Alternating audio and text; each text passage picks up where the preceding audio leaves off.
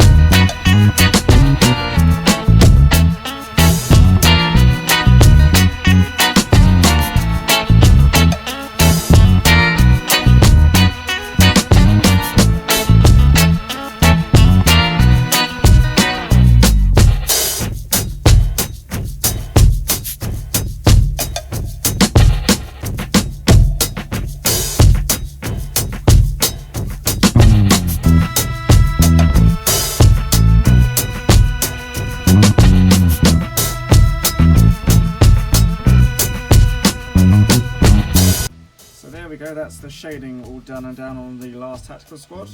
Now, as usual, let's get to some highlighting.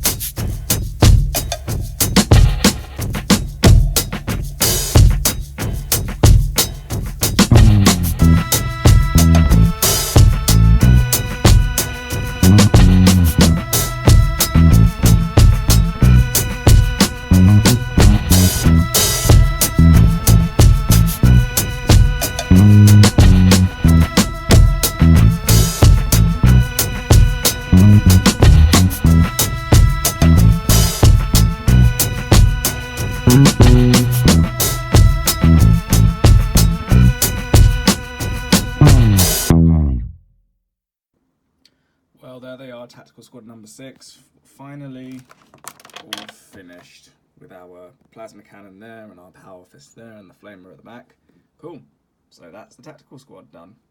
Right, so now that's the Tactical Squad all done and finished, and they are Tactical Squad number 6, as you know. So let's now move on to our second Assault Squad. The first Assault Squad we did way back in video number 7, I think. So it's been a while since we last looked at those guys. So, without further ado, let's paint an Assault Squad. Okay, so here we are with the second of our 2 Assault Squads in the Howling Griffins Battle Company. So as we all know, we've got our bases just over here. Let's crack on.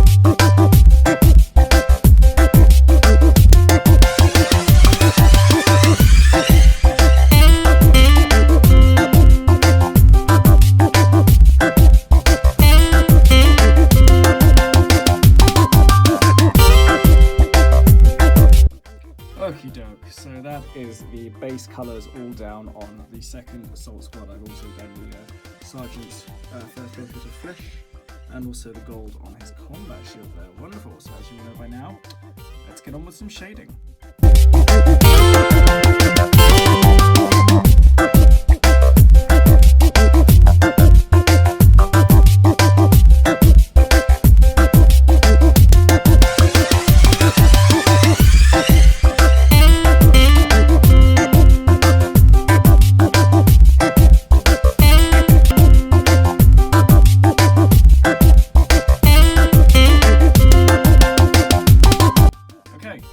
Assault Squad is now all shaded. I apologise, I seem to have lost some of the footage in between filming it and putting it all together, but hey ho. In any case, they're all shaded down, so there's shading in the lenses, shading on the armour and the legs. Very happy. Wonderful. Now, on to the highlights.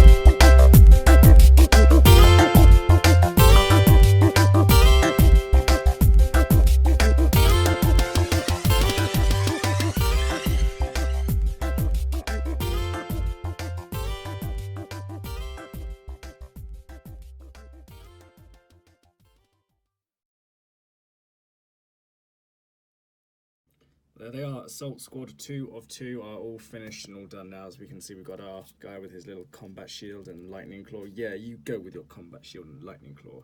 Brilliant. So, let's move on to the next one. Alright, that's our Assault Squad now all finished and looking pretty good. I like the little Storm Shield as well, or the Combat Shield I should say. I've kept with black Combat Shields and black Storm Shields across the entire company just because it contrasts a bit better with the very bright primaries that make up the rest of the armor colour. But in any case, that is the last of the Assault Squads. Now let's do the last squad, squad number 10, the Devastator Squad, and let's get to it. And here we are at long last, the last Devastator Squad, 10th squad this will be. Let's get into it.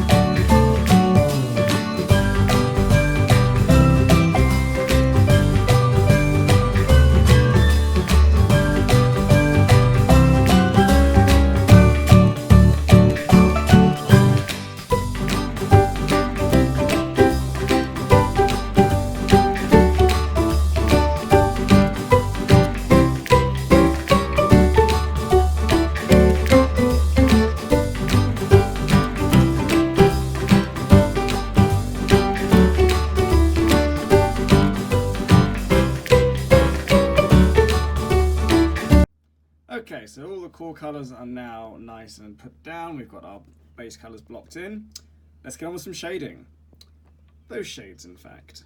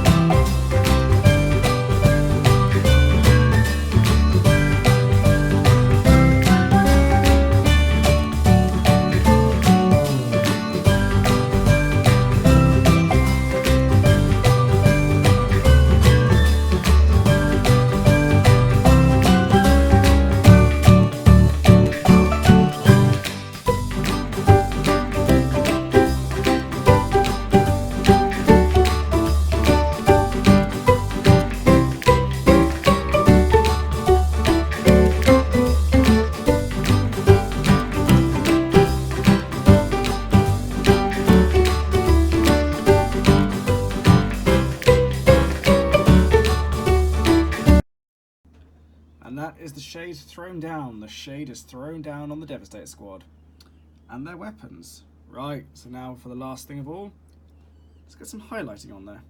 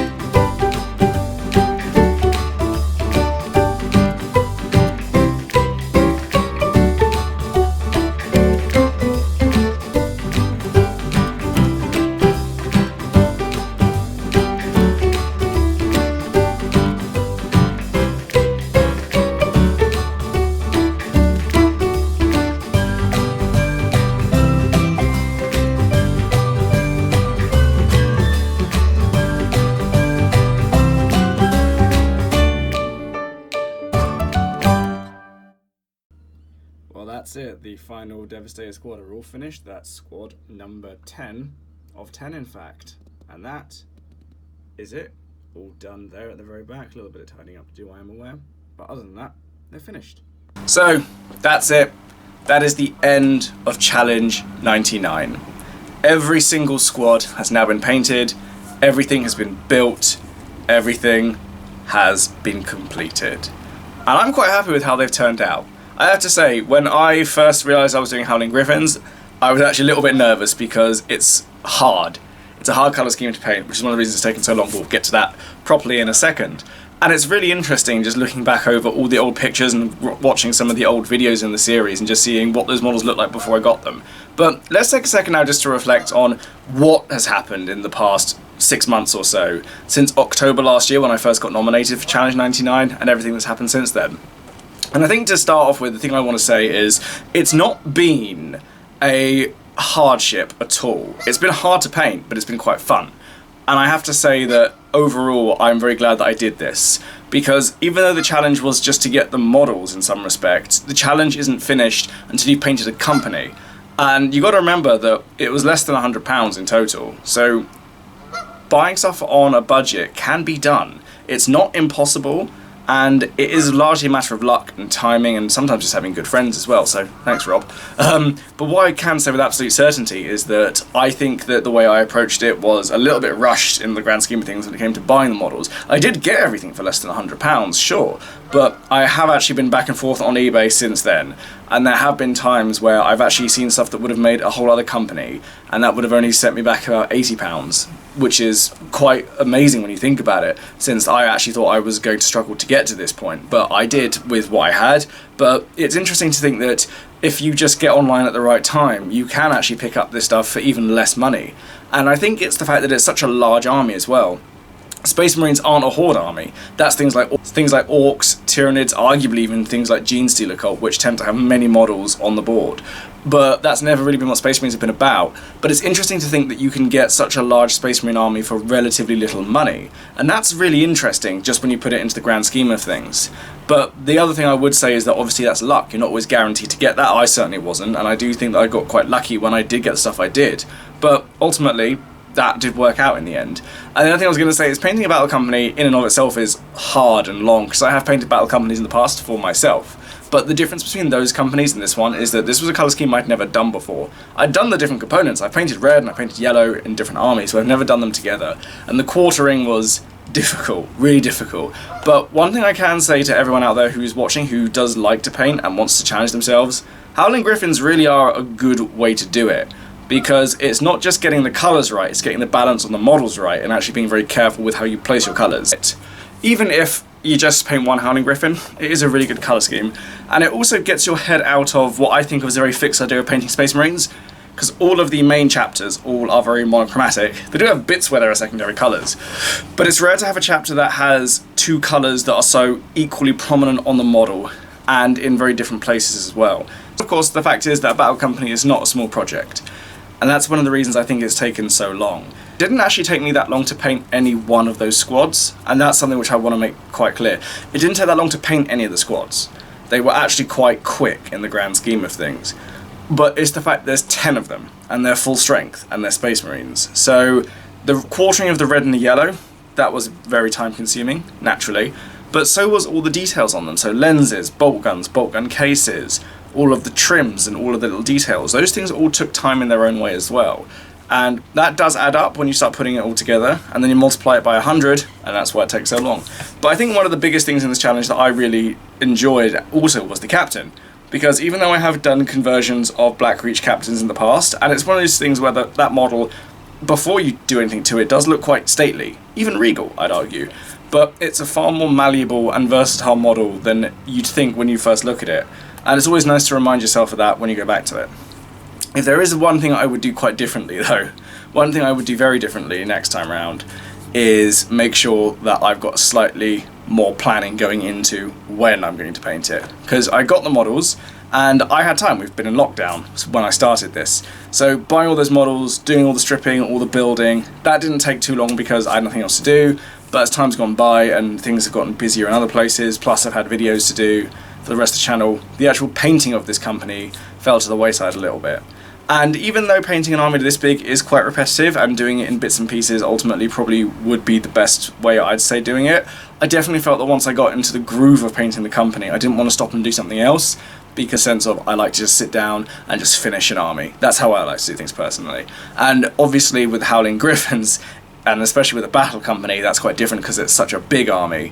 And I was never able to find the time to do that, so I think more planning in the future would be better. But on the whole, what I can say from all of this experience of doing Challenge 99 is that it's worth doing. And if you out there feel like doing it, I would highly recommend it just for the challenge. I mean, obviously it's called Challenge 99, but it does teach you quite a bit about how you approach hobby, and it makes you think very differently about how you paint your models. Then brings me on to my next point. What is the future for this battle company? What will happen to the Howling Griffins company in the future? Well, my good friends, hear me out. This Howling Griffins battle company has been very challenging, but I think I know what I'm going to do with it. I've been on YouTube for a while, I've been on Instagram for a while, and I've never done a giveaway. So, what I'm going to say for this battle company is I will give away the battle company. And if we listen to that old adage of, what was it, Rogel Dawn who said it, is give me 10 Space Marines or give me 100 other men. So, this is a battle company of at least 100 Space Marines, 108 Space Marines. But let's round it out, shall we? If on this video I can get 1,000 likes, I will give away the battle company. 1,000 likes for this video, but there is a time limit on this. So this video is going out on the 25th of June, I believe. So from today, from when it's uploaded, which is about 5 PM on the 5th of June 2021, you will have 4 weeks So until the 23rd of July is that window. So if by the 23rd of July there is 1,000 likes on this video, I will give away the company. And I'm going to take it one step further. If this video, this is a bit of a stretch goal, gets 10,000 likes, I will do Challenge 99 again. I will do it in 7 days, paint it in 7 days I should say, and then I will give that company away as well.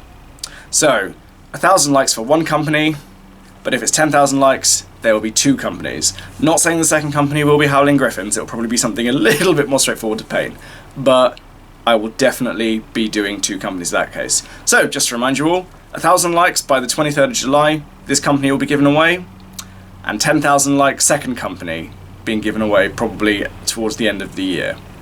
But that's the way it's going to go from here. So if you want to win the battle company, you know, like, subscribe, all that good YouTube shitty stuff, spread the word, tell everyone to come to this channel, like this video, watch the rest of Challenge 99 to see the whole journey. And speaking of the whole journey, to conclude this video, I think we're going to have a quick look back at everything we've done so far. So there's going to be pictures coming up over my face as usually happens on my videos about this time.